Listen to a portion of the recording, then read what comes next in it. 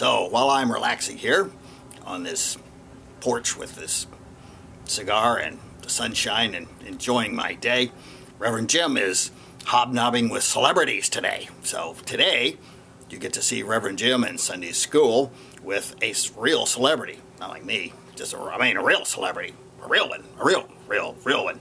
So now, without further ado, it's time for Sunday school with Reverend Jim. Hi, I'm Reverend Jim, Silent Zane, and we're here today with a very special guest. Oh, wait, this is Sunday school with Reverend Jim, and guess what? We ain't even in my little garage. Can you tell? Big goddamn table. Costs more than my bike to build, but we got a celebrity. So it's the sermon from Reverend Jim, First School of, what are we at? I don't know. But, oh, it's Sunday school is what it is. You got to stop giving us that beer shit before we go down. Hey, listen, not for nothing, but years ago, this guy right here, oh, that's Silent Zane. This is Dennis Campbell. That golf clap. You too. No, like this. Golf clap. Okay. There you go. Golf clap. I got to learn. I'm old. You know? I don't remember all this stuff. You're old. He's old. Can you believe that shit? 30 years ago, I'd have liked to have been his age. Listen. Dennis Campbell is the founder of what I say was the first large-scale, what would you call it, vanity bike fair, for lack of a better, or vanity bike store, for lack of a better term, right? How about training the Rolex riders how to customize their motorcycles? Yeah, that's true. He came on board and started Biker's Dream. Had the road going through it. So when you see all these great big stores, they all had to go that route because Harley-Davidson couldn't keep up with Dennis. Dennis took Biker's Dream and turned it from a concept, including one motorcycle that he built specifically because everybody else told him it couldn't be done, or there were no parts, or you couldn't do this, or you couldn't do that. Dennis, he decided, I can do whatever I want. I got a credit card and I got a good job and I'll spend money, right? So Dennis here is the founder. So Dennis, I'm here today, right? And we're going to look at the bike that was iconic for starting Biker's Dream, right? Exactly. The pride and joy. You can look at the fucking camera so they see your face. You don't got to be ashamed. Yeah, my old 1987 Softail. She was the inspiration behind everything. Old Blue, correct? Old Blue. So you rode that bike for a while. I rode all the time. 15 years, right? Yeah. Then a little crack in the engine case. Rode it a little more, because that's what you're supposed to do. You got to get all the She life liked out. to drink the nitrous, so Yeah. you know, shit So- happens. I'm here today because you're going to entrust me with the restoration of that bike, right? Yes, I am. Yeah. And unfortunately, some other work has been done that I personally, it's not that the work was bad, it's just that you never tear apart an iconic bike. I mean, it was on the floor of the New York Stock Exchange, yes or no?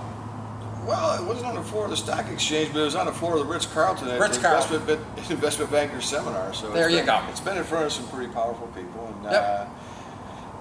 I think that you're right.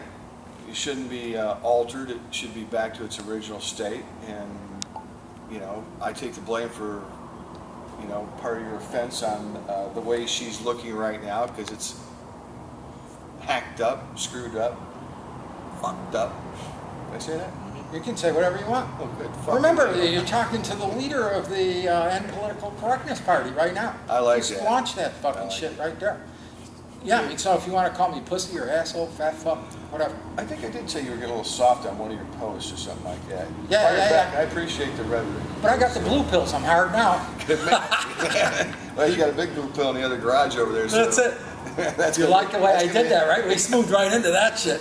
So anyway, after we're done right here, we're going to go over a few little things and stuff, and kind of brushing up on how to put shit back correctly. Dennis is going to give me the reins of the blue bike. We'll pick it up. Terry over there behind the camera, he's going to film it. And the reason Silent Zane is here today is because back then, Silent Zane did most of the photography for Biker's Dream, which was... Lots of tits, lots of ass, lots of stuff like that. Zane was pretty busy back then. You start talking about I gotta rub my nipples.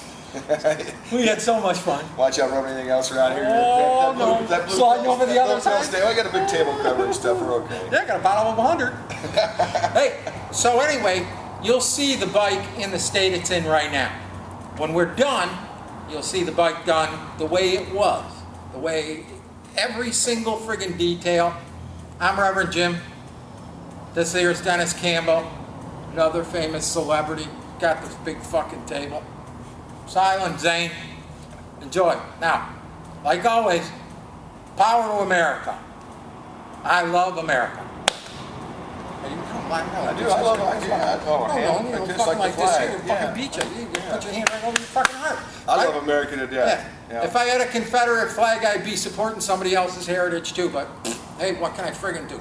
I'm gonna get me an ISIS flag, because some guys got heritage too. We'll see how you fucking like that. Goddamn goat humpers. I love America. See you.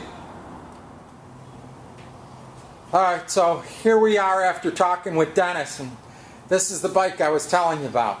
When you look at it right now, you would never believe that a guy offered him 220 grand for this bike in cash in Daytona, and Dennis turned it down.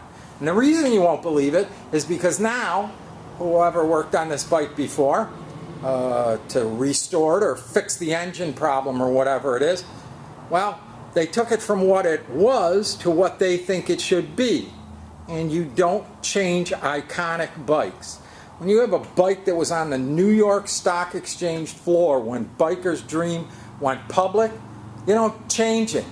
So Dennis has entrusted me, Reverend Jim, to put it back.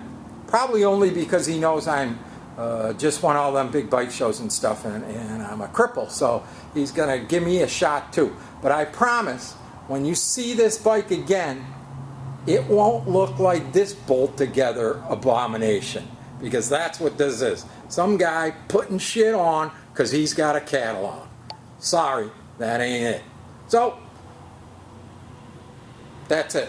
Terry, film the other side a little bit too, just so everybody can get an exact idea of all the goofy stuff. Like the front end is the wrong front end. They took off the completely custom front end, took off the custom brakes, took off all of the belt drive or the chain drive stuff that had the logos custom etched, changed the triple trees, changed everything. Changed put on this swing arm that any jack off with 5 cents could buy one of these and bolt it on their bike, because this had torsion bar suspension. So all that stuff will be gone, and we will put it back to the way it used to be. I'm Reverend Jim. Watch for us build this bike. You can see it coming next spring early, like even January, I think. Power to America. I'm Reverend Jim. Over here.